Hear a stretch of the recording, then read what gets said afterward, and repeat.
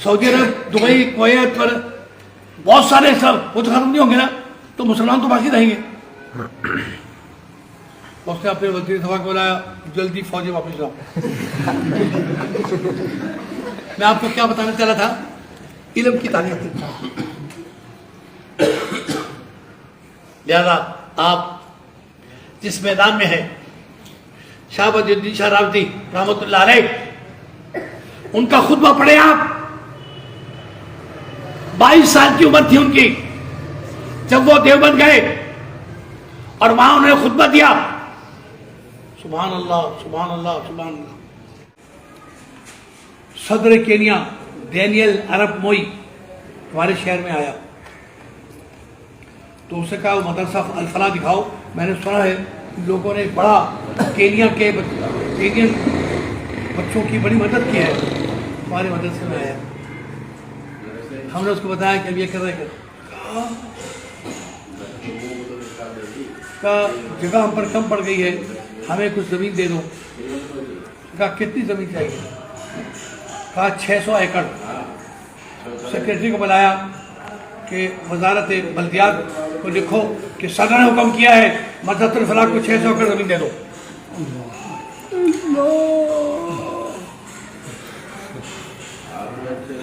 सही 1 एकड़ आप यहाँ खरीदने जाओ न्यू सईदाबाद में, आपकी जेब खाली हो जाएगी। 600 एकड़ जमीन। और जब जाता हूँ तो लेक्चर देता हूँ स्वाहिली ज़बान में। माशाअल्लाह, ये अल्लाह की तौफीक नहीं तो और क्या है, हमारी कोई हैसियत नहीं। हमें तो किसी इंसान से, किसी जमात से, किसी सोसाइटी से, किसी इदारे से कोई उम्मीद मत रखो। वमन यतवक्कल अला फहुव हस्बुहु इन्नल्लाह बालिगु अमरिही। ये है थोड़ा सा मेरी ज़िंदगी का एक नमूना जो बिलाशुबा आपके लिए एक मिसाल बन सकती है कि आप भी इंशाअल्लाह अपनी नियतों को सही करें इंशाअल्लाह ताला, और नियतों को सुधारें और इस दीन को आगे तक पहुंचाने में अल्लाह के अलावा किसी और से, किसी बदले की उम्मीद न रखें। बारकल्लाह। अब मैं असल जिस मकसद के लिए आपकी मुलाकात के लिए हाजिर हुआ था वो जिक्र करने जा रहा हूं, और वो ये है इन्नल्लाह यरफ़अु बिहाज़िल कुरान अक़वामन व यदउ बिल आख़रीन। अल्लाह ताला इस कुरान की वजह से कौमों को बुलंदी अता फरमाता है, और जो कुरान को छोड़ देते हैं उनको बर्बादी अता फरमाता है। दूसरी आयत में यरफ़अिल्लाहु अल्लज़ीना आमनू मिनकुम वल्लज़ीना ऊतुल इल्मा दरजात। सुभान अल्लाह, अल्लाह का वादा, जो इल्म हासिल करते हैं अल्लाह उनकी शान ऊंची करता है। और मोहम्मद मुस्तफ़ा का क्या वादा है? खैरुकुम मन तअल्लमल कुरान व अल्लमहु। तुम में सबसे अच्छा मुसलमान वो है जो कुरान को पढ़ता और पढ़ाता है। बहादुर किताब तिब्यान लिकुल्लि शैइन, दुनिया का हर इल्म इस किताब में मिल जाएगा। वलक़द सरफ़ना फ़ी हाज़िल कुरान लियज़क्करू वमा यज़ीदुहुम इल्ला नुफ़ूरा।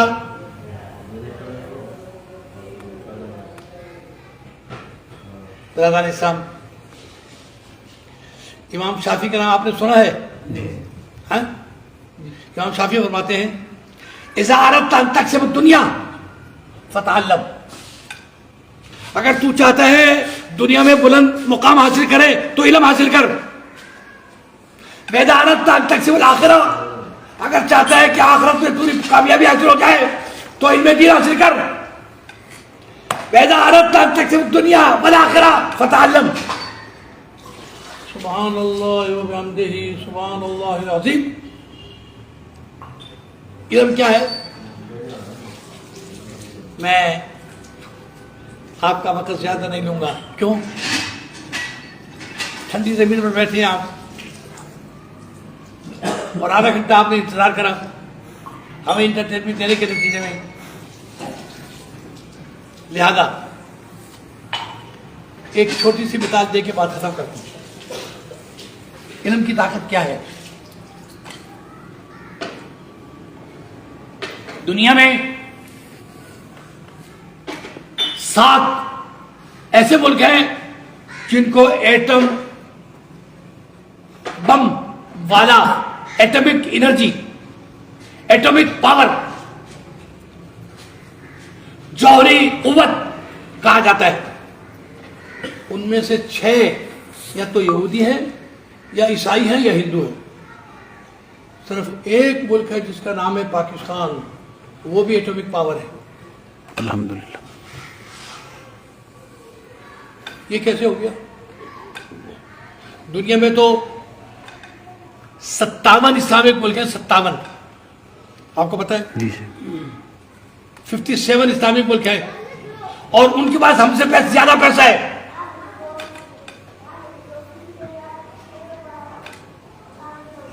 کراچی میں ایک کالج ہے، اس کا نام ہے D J science college. Professor doctor Abdul Qadeer Khan وہاں پڑھاتے تھے. الحمدللہ میرا بیٹا محمود سلفی وہ بھی اس کالج میں پڑھاتا ہے. اللہ کے فضل و کرم سے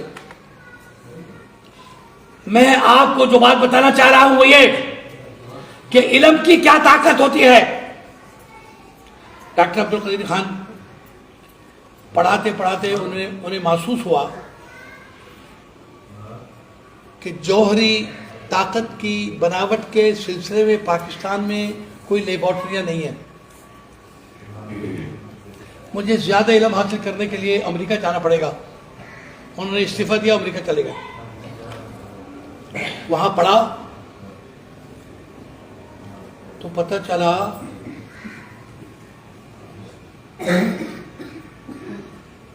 کہ آسٹریلیا میں ایک مختصر طریقہ ہے جس سے جلدی ایٹم بم بن جاتا ہے. امریکہ کو چھوڑا، وہاں پہنچ گئے. وہاں شادی کری، علم حاصل کرا تو 1971 کا حادثہ تقسیم پاکستان، بنگلہ دیش اور مغربی پاکستان، مشرقی پاکستان ہم سے جدا ہو گیا. بڑا صدمہ کہ ہم آدھے رہ گئے. اور ہندوستان نے اس میں جو کردار ادا کرا کہ اپنے فوج اور اسلحہ بھیج کر بنگالیوں کو ہمارے خلاف کر دیا اور انہوں نے ہمارے بہت سارے پاکستانیوں کو قتل کر دیا. اور یہ بات جب اخبارات میں اور ٹیلی ویژن پر آئی تو ڈاکٹر عبدالقدیر خان کو بڑا صدمہ ہوا. انہوں نے کہا ہیں اس خبیث ہندوستان نے ہمارے ساتھ یہ دشمنی کری ہے، ہم بھی اس سے بدلہ لیں گے. انہیں جو علم حاصل ہوا تھا وہ پاکستان آئے اور ذوالفقار علی بھٹو سے کہا میرے پاس یہ ڈگری ہے، یہ ڈگری ہے، یہ ڈگری ہے، یہ تجربہ ہے، یہ اور میرے پاس ایسا طریقہ ہے کہ جس سے چند سالوں میں ایٹم بم بنا دیا جاتا ہے.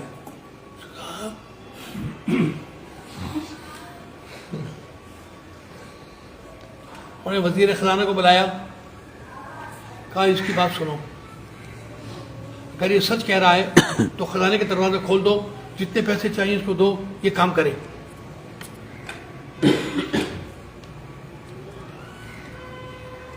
کام شروع کرا تو جاسوسوں نے اطلاع کر دی کہ پاکستان ایٹم بم بنانے والا ہے.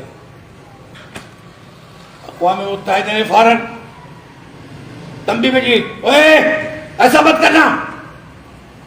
ذوالفقار علی بھٹو نے کہا سنو، ہم گھاس کھا لیں گے، بھوکے رہ جائیں گے، لیکن ہم ایٹمک پاور بن کے رہیں گے، ہمارے پاس اسباب ہیں.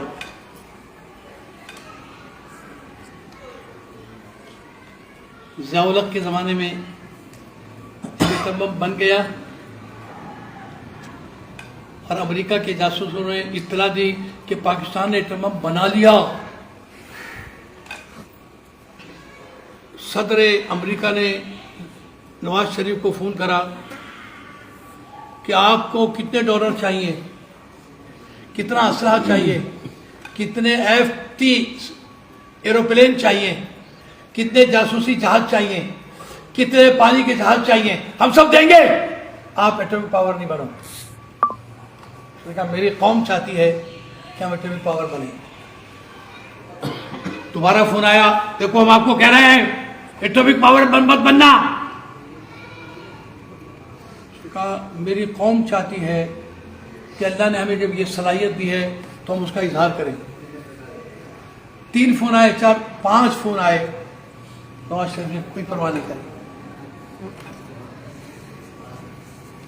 اور کوٹہ سے آگے جا کر پہاڑوں میں ڈاکٹر عبدالقدیر خان, نواز شریف اور دوسرے وزراء سب, اور وہاں پر بم کا بلاسٹ دھماکہ کر دیا. انڈیا نے 1 سال پہلے 5 دھماکے کرے تھے, ہم نے 6 دھماکے کر دیے.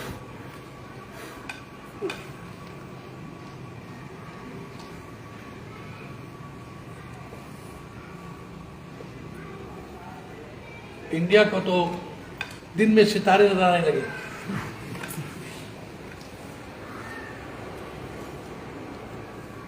امریکہ نے کہا سرحدوں پہ فوج بھیجو, پاکستان کو تنگ کرو. سرحدوں پر فوج لگا دی. ضیاء الحق کا زمانہ تھا. ضیاء الحق پاکستانی ٹیم کرکٹ کھیل رہی تھی دہلی میں. اس نے کہا میں کرکٹ دیکھنے کے لیے آنا چاہتا ہوں. جہاز میں بیٹھا اور دہلی پہنچ گیا. راجیو گاندھی, اندرا گاندھی کا بیٹا, وزیر اعظم تھا. کہا ایک کپ چائے آپ کے ساتھ پیوں آج شام کو. کہا صدر مملکت ہے, اچھا آ جائیے. کمرے میں گیا, کہا سنو یہ جو تم نے فوجیں لگائی ہے نا, اگر کسی نے کچھ چھیڑ چھاڑ کری تو یہ بات سن لو کہ ہمارے پاس اتنے ایٹم بم ہیں کہ زمین میں ہندوستان کا نام نہیں ہوگا, سب کو جلا کر خاک کر دیں گے. اور ہمیں پتا ہے کہ تمہارے پاس بھی ایٹم بم ہے, تم بھی پاکستان پر بموں کی بارش کرو گے, ٹھیک ہے پاکستان بھی ختم ہو جائے گا, لیکن دنیا میں 57 ملکوں میں سے 56 ملک اسلامی باقی رہیں گے, لیکن زمین پر ہندو ملک باقی نہیں رہے گا. میں جا رہا ہوں. جو سیکریٹری ان کے ساتھ تھے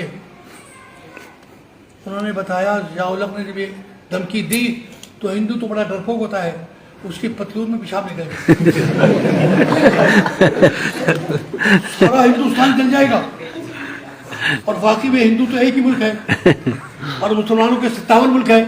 ہم اگر پاکستان پر حملہ کریں گے تو پاکستان ہی ختم ہوگا نا. سعودی عرب, دبئی, کویت پر بہت سارے سب وہ تو ختم نہیں ہوں گے نا, تو مسلمان تو باقی رہیں گے. اس نے اپنے وزیر دفاع کو بلایا, جلدی فوجیں واپس لاؤ. میں آپ کو کیا بتانا چاہ رہا تھا, علم کی تعلیم کی.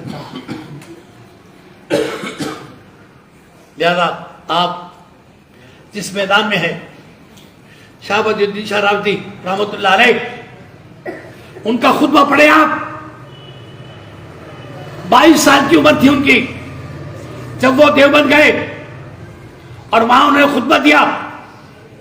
سبحان اللہ, سبحان اللہ, سبحان اللہ. اہل علم, اہل تقویٰ ایسے ہوتے ہیں جیسے شاہ ولی الدین شاہ راوتی رحمۃ اللہ علیہ تھے.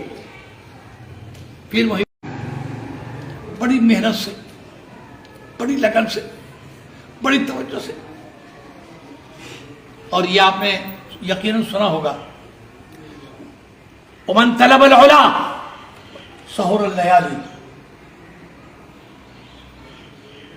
ومن رام العلا بدون قد فقط اضاع العمر فی طلب المحالی.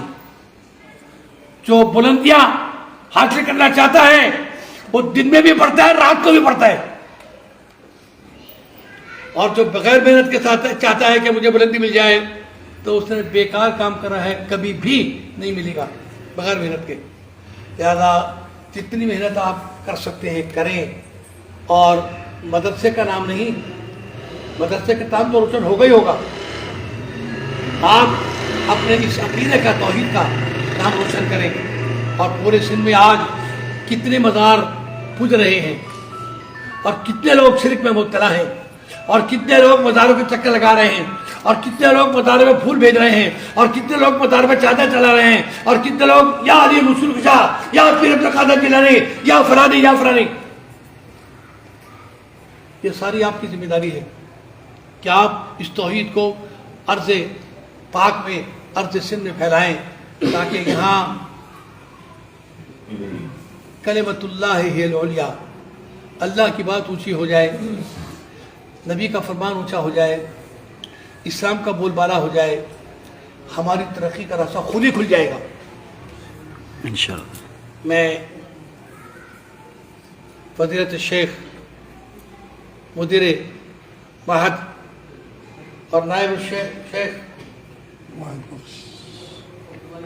یہ مجھے کان سے پکڑ کے لائے کہ استاد جی چلیے ہمارے پاس آئیے. میں نے خطبہ جمعہ دیا تھا بخشو نظامانی ماتلی, مولانا عبدالعزیز نظامانی جو جامعہ تاریخ سے فارغ ہے, یہ بھی ماشاءاللہ جامعہ تاریخ سے فارغ ہے. کہنے کا مقصد صرف اتنا ہے کہ ہم اور آپ ایک ہیں, الحمدللہ. طالب العلم تعلم العلم من المہد الی اللحد, علم کو حاصل کرتے رہنا. جھولے سے چھوٹے بچے کو ماں جھولے میں جب روتا ہے تو ہلاتی ہے, بچہ چپ ہو جاتا ہے. وہاں سے لے کر قبر میں گھسنے سے پہلے علم حاصل کرتے رہو.